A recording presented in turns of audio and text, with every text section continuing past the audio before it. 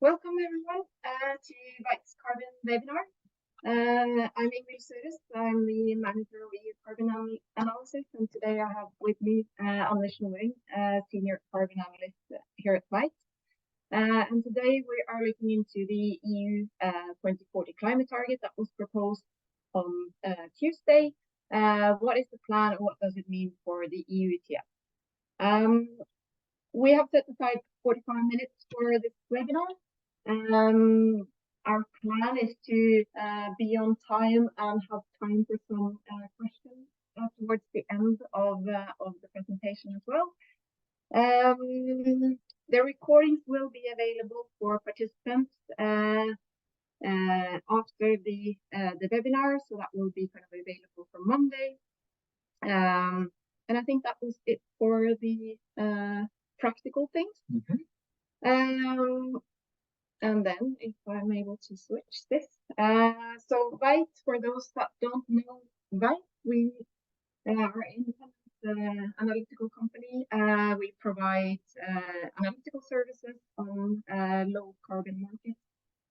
We have analytics on renewable power, renewable gases, compliance carbon, and voluntary markets. But today we will then focus on the Europe and EU carbon markets.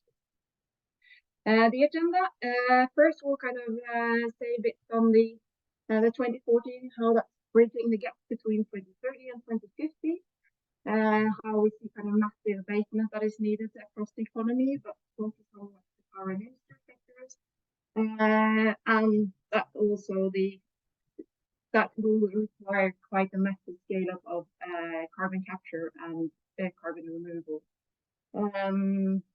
And then EUA is not only kind of something you have to pay, but also how it generates quite a lot of revenue to be part of funding this transition to 2040 future.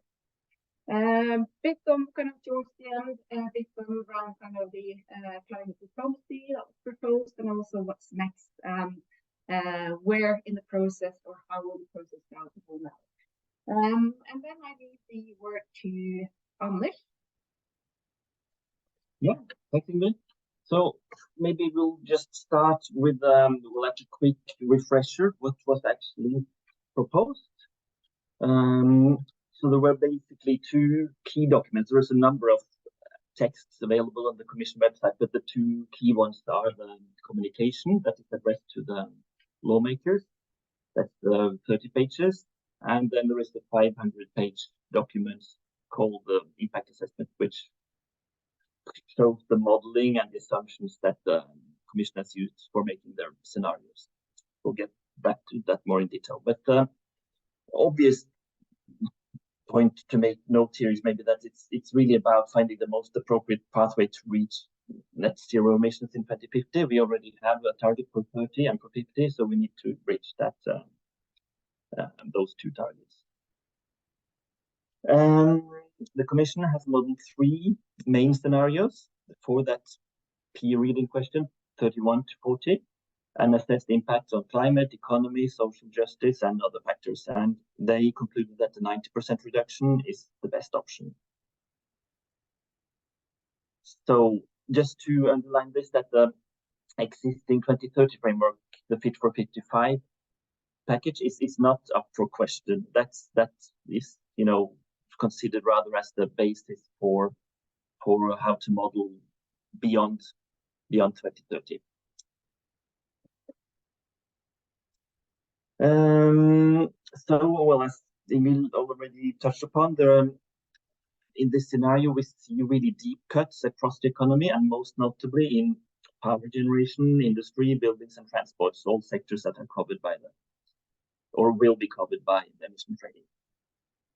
And also, this is an important point, massive scale up both of carbon capture, so taking away CO2 at the point of emission, and removals in the sense taking CO2 from the air. And a last important point here, which was also stressed by the Climate Commissioner Högström when he presented this in the Parliament on Tuesday afternoon, is that it should be seen as the start of a dialogue with stakeholders. He is aware, Commission is aware that there is, controversial elements here. We have farmers rioting around in Europe, and there is signs of a backlash against ambitious climate policy. So the Commission seems to be very conscious about the need to tread carefully and present this as a dialogue process.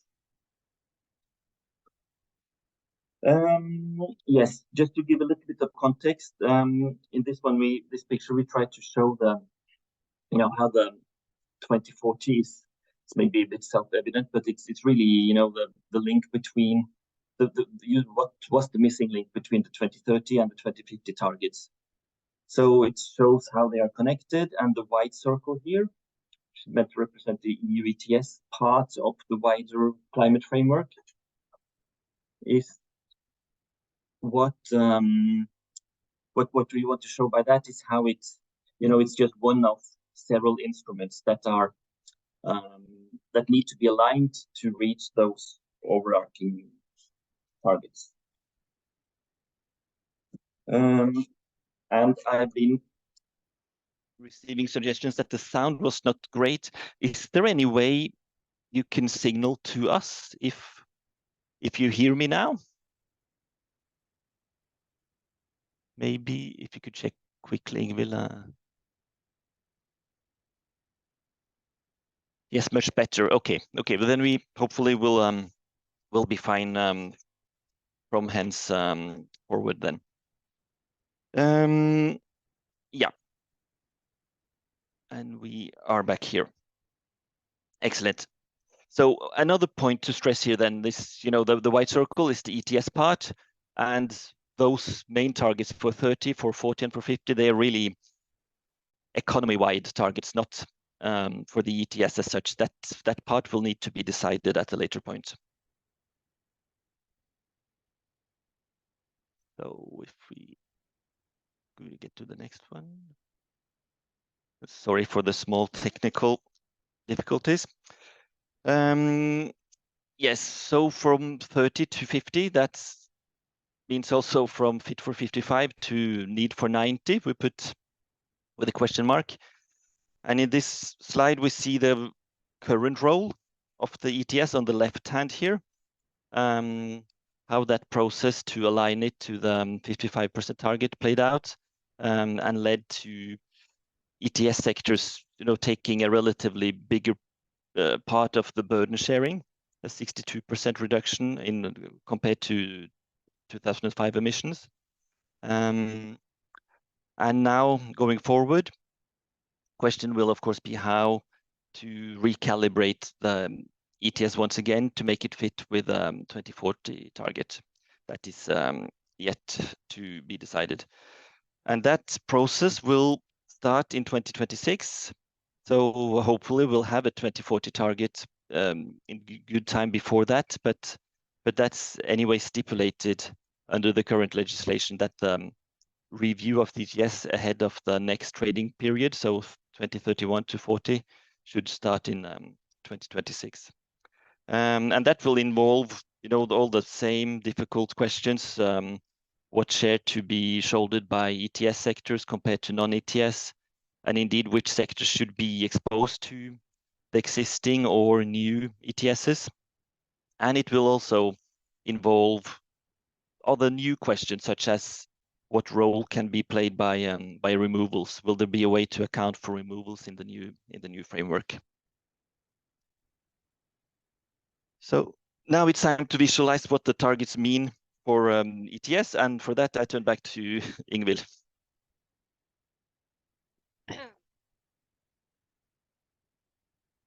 Sorry.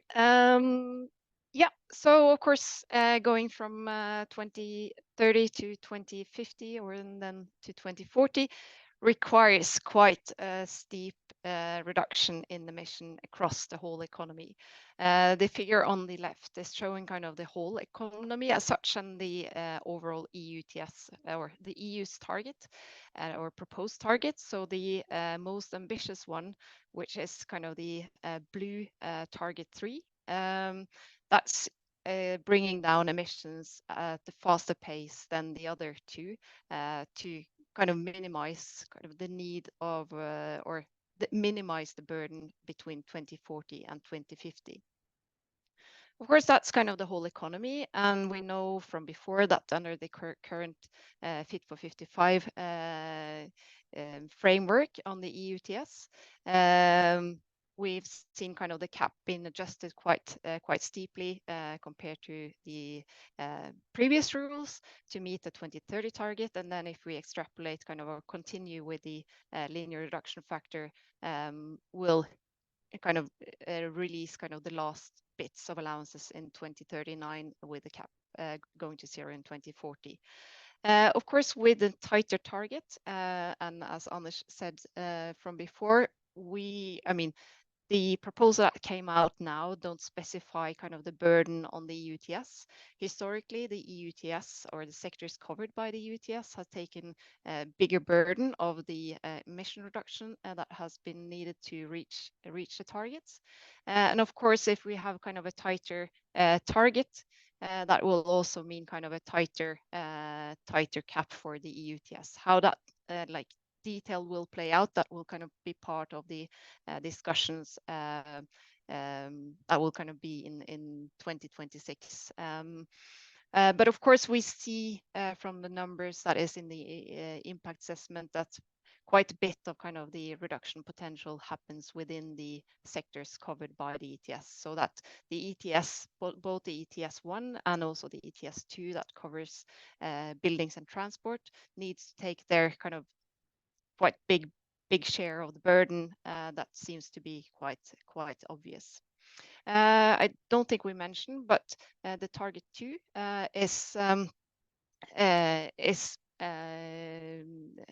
the Commission says that if that is prolonging kind of the current policies under the Fit for 55, will kind of reach the 88% below 90 levels. So that's kind of sketched as target 2 in the impact assessment.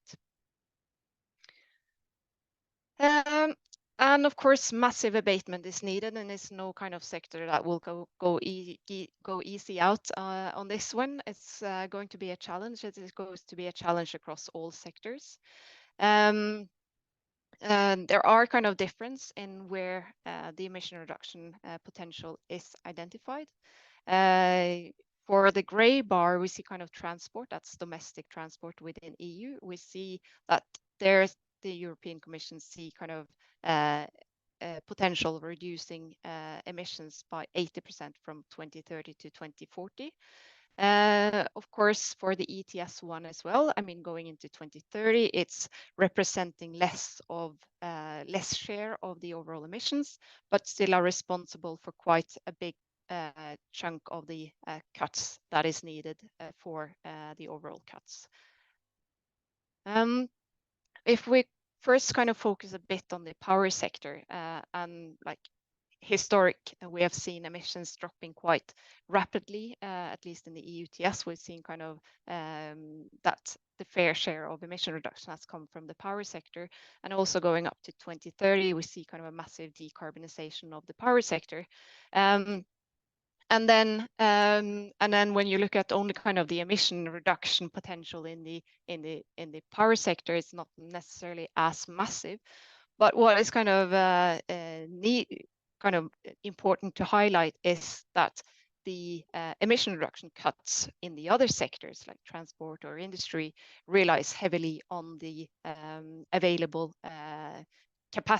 power capacity, and we see a massive increase in power net installed capacity.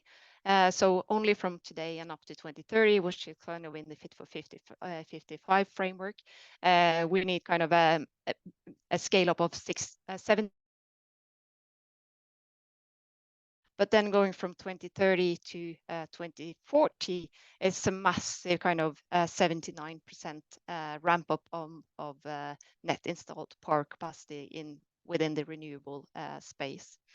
Of course, it's like a focus on that it's like important with resilient and decarbonized energy system, but that the challenge will be massive also within the power sector, even if not necessarily kind of the big chunk is directly linked to the power sector. That's a prerequisite for the decarbonization of the other sectors. Also kind of with a more with a power system that is more consisting of more renewable and more variable renewable electricity generation, that will also require higher need for storage solutions, and demand side management is stressed kind of in this impact assessment by the Commission. When it comes to industry, I mean, in the communication, the Commission says it's going to require the new industrial revolution. And it's pretty massive. I mean, you see kind of the chart to the right is looking at kind of historic emissions, both for power and industry, and also the transport sectors that are covered by within the ETS 1, so aviation and international or shipping. And here we see kind of that we have seen massive or kind of quite a steep decarbonization from the power sector, but it's like going up to 2030. It's not happening as fast in industry, and it's really after 2030 or between 2030 and 2040 where we see kind of that the emissions need to drop, and it's need to drop quite fast in the industry sector. So they have to reduce, like from 2015 to 2040, have to reduce from 605 million tons to 89 million tons to 2040. And also, if we compare kind of the different model scenarios from the Commission, so going from for the most ambitious scenario and going from the Fit for 55 or prolongation of the Fit for 55 framework, which is corresponding to S2, to the more ambitious one of at least 90% target. And that is kind of says here as S3. To take that leap, it's actually in industry that will take the lion's share of that additional reduction. It's going to be a challenge within the industry. It's going to be like the whole across the board new technology, or kind of develop also novel technologies within across the industry sector is needed. And it's also kind of heavily relying on carbon capture for process emissions and the scale up of e-fuels to substitute the use of fossil fuels within industry processes. It's also kind of highlighted that industry cannot necessarily do this alone. It's also important to kind of have access to finance, both public and private, that the workforce needs to be skilled, and not at least kind of that there is kind of access to affordable energy, which is kind of all a precondition for a successful transition within the industry sector. Shortly kind of on also the massive scale up that is needed in carbon capture and removals. The figures the figure to the right, to the left, is showing what kind of the different model scenarios are projects for carbon capture in 2040. And S3, which is kind of the favored option, is quite kind of a massive scale up compared to the other scenarios. So the carbon capture component, I mean, would have been needed also kind of in the 2040 or more in 2040 and 2050 framework or timeline for the other two scenarios, but in the at least 90%, you're kind of speeding up the need of carbon capture industry to arrive at these arrive at the at least 90% greenhouse gas target. So carbon capture will capture then close to 350 million ton in in 2040, and that's also to tackle the energy in industrial process emissions. Then that is still kind of in 2040. On the removal side, it's kind of quite new industry that needs to be ramped up, and it needs to be ramped up quite soon. By 2040, the impact assessment shows that it's modeled to remove 75 million tons in 2040. And of course, kind of all these both carbon capture and carbon removals is a prerequisite to reach kind of the net greenhouse gas emissions in 2040 to then 357 million tons. Yeah. And then of course with carbon climate ambition, then the carbon cost also goes up. The chart to the right is showing kind of our Veyt's price forecast up to 2030.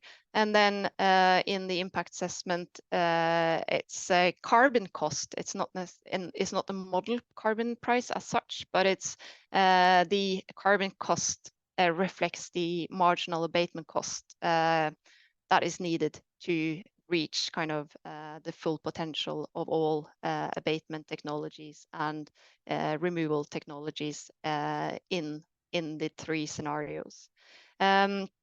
So we're getting close to 300 euros per ton. That's in real prices, real 2023 prices in 2040. I guess it's I mean, one thing is like it's going quite steeply up, but we also have to remember that the emissions are going quite much down, so it's less that it will be impacted of the carbon price as such. It's also highlighted that financial support is key, and also that the EU ETS revenues are crucial to meet these targets. The pie chart is showing the revenues for. This is just like a snapshot from 2023 that the sale of EU allowances generated quite a lot of money, both for member states to use for climate and energy purposes, but also to fill money into the innovation fund and the modernization fund, and also for the repower that will all kind of contribute to lead Europe into to the future. It's also highlighted that the innovation fund is key for novel technology and also scale up of innovation for net zero technologies, and also that member states have to use kind of the revenues for structural forward-looking reforms to get us to the future. Of course, the revenues will depend also on the EUA price developments towards 2030 and beyond. And of course, as for when you're getting kind of further down the lane and getting to less and less emissions, also the carbon revenues will be minimized. But it's going to be kind of an important tool for getting us to where we need it.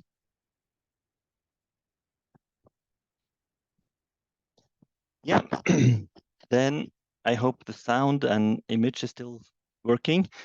So I'll say now a few words about an aspect that is not completely new, but it's probably emphasized more than it has been in previous, let's say, sort of similar communications, and that is the role of climate diplomacy with the creation of a task force for that. So this is really one thing that we have picked up from the communication itself, and it was also very clear from the presentation that Climate Commissioner Wopke Hoekstra gave in the Parliament, that this is sort of a priority for the Commission going forward. And you see here some quotes, for example, that EU should not only lead by example, but deploy an active global carbon pricing diplomacy, synergy with other EU climate policy instruments such as CBAM.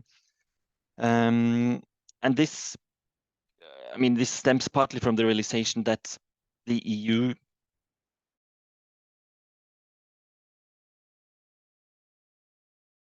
year by year.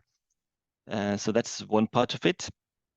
And probably more important is, the wish to protect European industry, which has been seeing competition from third country producers as a grave threat. So this is about the idea of creating a level playing field. And as for the task force, we expect it will probably continue the same message that the European Commission and External Action Services have been giving for a couple of years already, namely that the whole idea of CBAM is not to rake in revenues from third countries, but to encourage those countries to set up their own systems so that the carbon cost can be funneled into their respective government coffers instead of being sent to Brussels. So that should be sort of a positive message that should be, possible for diplomats to push around, but we expect to see more focus on this with that new task force. And this was also a point that was, picked up in the quick series of responses to Högstra's presentation. Peter Liese from the European People Party, he really praised this as the best part of the whole communication. So it's probably will resonate well within that party group at least. And then, yes, some words about the reactions so far. So it's a little bit mixed, but overall, I'd say relatively positive. And again, the Commission stressed the point that this is the start of a dialogue process, and then it will be up to the next Commission to make the concrete legislative proposal to put that target into the climate law so that it will become legally binding. We've seen some reactions from member states already. I think Denmark was already back in 2023 voiced support for an ambitious 2040 target, and then there was in mid-January a letter sent by a group of 11 member states to the Commission calling for an ambitious climate target, and it did not mention a specific number. Maybe also interesting to note that a Polish minister attending a conference in Brussels in January also gave signals that Poland would be positive to an ambitious target. And that, of course, is interesting from a country that has often been seen as a blocking force for ambitious climate policy. But again, I mean, this is a very early phase, so we will have to see how the member states' positions will develop and finally coalesce into common council position on the target. From the European Parliament, we have seen the Greens, not very surprising probably, disapprove of the crucial role to be played by CCS and removals. So one MEP, Bas Eickhout, commented, this is really a lot about CCSing, and that was a reference to what Climate Commissioner Högstra had criticized when he was at COP28 last December. So there you have a bit of reactions from the progressive Green side. Social Democrats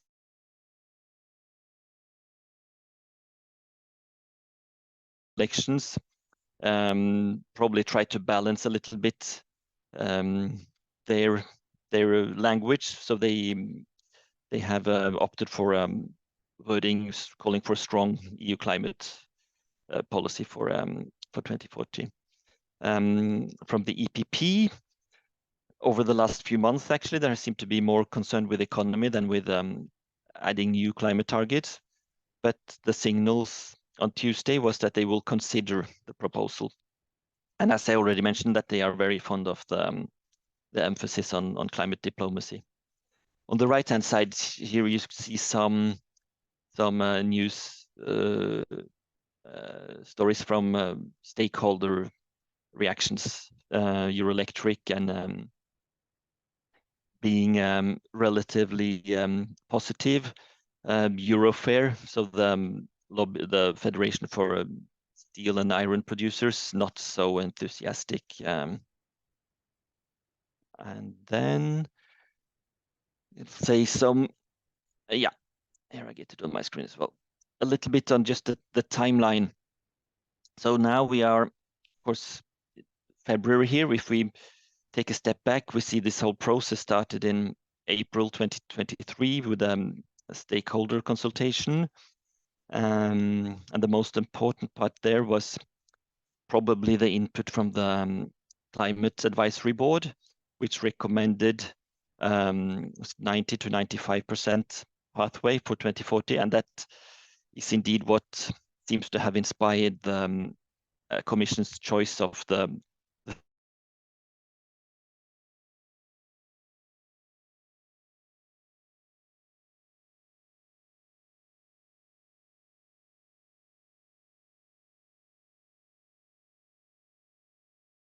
There was also a parallel communication on industrial carbon management, which will be an important and interrelated part of the policy process going forward, and which will aim to sketch out the plan for how to boost CCS and removals. But for the 2040 target as such, we have seen some early reactions. In the council, there will be possibility to discuss this. They have energy and environment meetings in March and again in June. At some point, it will surely go up also to the level of heads of government. So European Council could be on the meeting, their meeting in June. In the Parliament, we do not expect too much in-depth discussions in the incumbent Parliament, since their last plenary meeting will be in April, and then they will go on campaign leave in May before the elections in June. The new Parliament should convene mid-July, and at first they will be busy with, assigning different positions, presidencies, chairs, that kind of things, and then sometime in autumn they will need to pick up on the 2040 target discussion.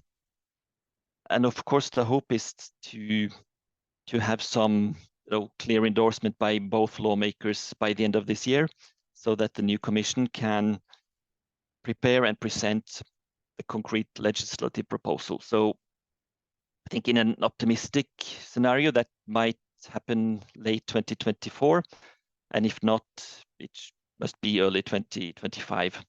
And then there will be ordinary co-decision procedure to agree on that target, and that should be concluded by late 2025, so that the EU can go to COP30 in Brazil with the new 2040, with the new 2040 target, which will then be part of the Europe's NDC as part of the UNFCCC process to continuously increase ambition and take stock of progress.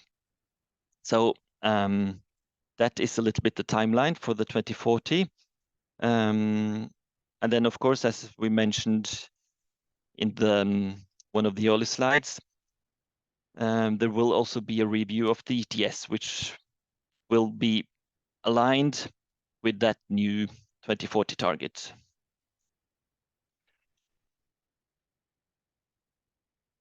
And yeah, and finally, so we are 35. Yeah, I think we have we'll have some time for questions then. I'll try to do this quick. Just a few words on what we see as potential stumbling blocks for the policy process going forward. As has been observed for a while already, there is some signs of political backlash against climate policies, with right now we see farmers' protests. There have been for a while concerns about expensive energy. Some of the rise of the far right is attributed partly to this. So that is one risk, obviously. Another is that other crises will simply dominate the agenda and drain resources away from climate change. Obvious examples for that would be the wars that are ongoing in Ukraine and in the Middle East.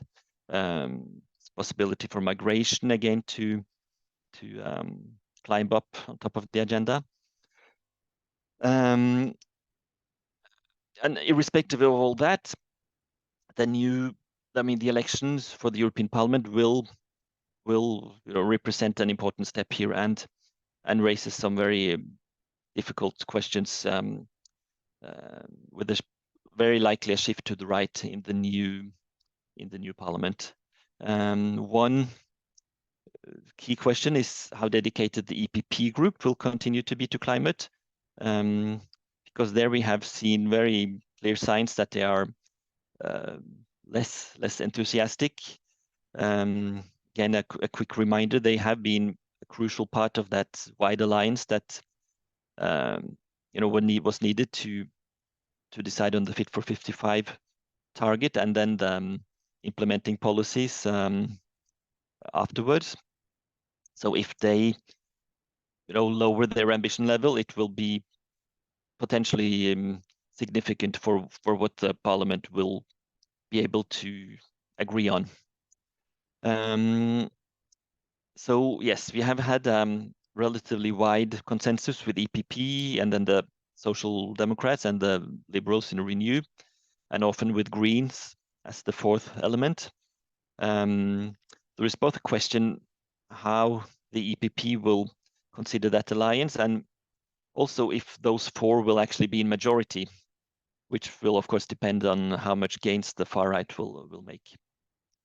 And there had been some speculation in media already of a possible new coalition with the EPP, ECR, and the far right ID group. But this is, of course, just speculations at this point in time. In the council, we might also expect to see some less than enthusiastic signals from certain member states, despite the already referred statement from a Polish minister. We have not really seen clear commitment from any of the other Eastern European states yet. And it might not necessarily need to take form of a clear veto or explicit negative opinion, but what one avenue might be, to call for more country-specific studies could be a way to try to delay the process. But again, this is just there have been no signs of this as of now, but it's something we and probably many of you will need to look out for. And then the last point I listed here is the Hungarian presidency in the second half of 2024. Again, it's hard to predict. They might be just very professional, as indeed the presidency is supposed to be, not about promoting its own interests, but common interests. But it remains to be seen how this plays out. So then maybe we have time for a few questions. Yes? So how do we do it now? With one microphone. Yeah. So one question that we have is, what are the factors playing into Commission consideration of negative emissions? So removals within the ETS. How likely is it that removals would be incorporated directly or considered in a separate registry? How do these targets interact with the work of EU ETS? And I guess that's, you want to kind of comment on that? Yeah, I guess we can try both of us. I guess we don't have that much to say as of now because it's very early in the process still, and you know, on the removal side, there is the framework for certification that is ongoing, which is, you know, just a very, I guess, in the whole picture, a very minor step, but a necessary one to get the ball rolling. And really how and if the removal system will be linked, integrated with the EU ETS, it's anyone's guess right now, but it's the instruction for the Commission is to consider if and when and how, but that's not something they are mandated to start before 2026. So it's yes, it's a little bit early to say, but as we hopefully have shown in this presentation, without a very massive ramp up of removals, we will not be anywhere near reaching those targets that are proposed for 2040. And to muster the money for that, it will probably need you know, a good way to, I mean, ideally a carbon cost would help to incentivize funding for that. Maybe you have some more comments to add on that.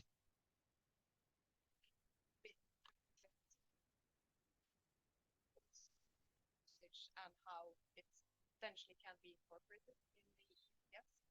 Of course, going kind of beyond 2030, we see kind of the flexibility for the sectors within the ETS. I mean, supply is or the marketability reserve is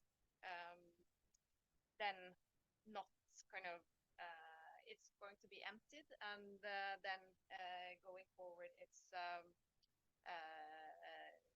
kind of this lack of flexibility. So what if you don't reach the targets, and what if kind of all the abatement options are delayed in the industry sector? How should that then play in? But I think there is like a strong wish to include kind of some kind of removals within the EU ETS. If that's going to be kind of totally integrated, or if it will be as a credit, that's yet to be seen, I guess. I guess we have one question then on the short-term impact of this 2040 target, and that is good to hear. Good question. I mean, we haven't seen much of a support on the price. I mean, they're quite low at the moment, and of course for the on the short term, we don't expect like these discussions now taking place to have a massive impact on the short-term prices. Of course, I mean, as Anders mentioned, it's not necessarily, I mean, it will be quite like difficult policy discussions to land on the target. It's not kind of very certain that they will kind of end up with the 90% target, but what if kind of they're going for the less ambitious target? I mean, anyway, it's going to be still quite steep kind of cap reductions in all the different scenarios, so that shouldn't necessarily kind of play into the price in a short matter of time. So it seems like market is a bit it's not taking kind of the long-term signals into the price consideration at the moment. The proposal came out more or less in line with the leak and what has been, you know, discussed and been expected actually. So no big surprise there. Yeah, I think we then reached right 2:45 in Central European time. So just remains to say thank you, and again sorry for the small technical difficulties. I hope you have managed to get something out of this nevertheless, and we welcome you back at our next webinar. Thank you. Have a good